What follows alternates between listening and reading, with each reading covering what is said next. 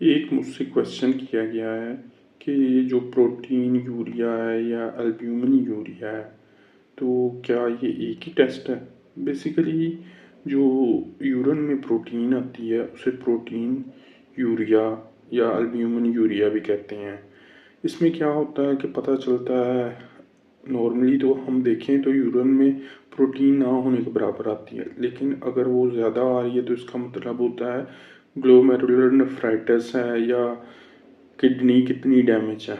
تو اس سے بیسیکلی ایک نیفرولوجسٹ اس چیز کا پتہ کر سکتا ہے، اس چیز کو ڈائیگنوز کر سکتا ہے۔ تو موسٹلی جو اگر آپ کی کڈنی ڈیمیج ہے تو 70 to 80% اس میں البیومن یوریا یا پروٹین یوریا اپیئر ہوگا، جس سے ہمیں پتہ چل جاتا ہے کہ کڈنی کتنی ڈیمیج ہے۔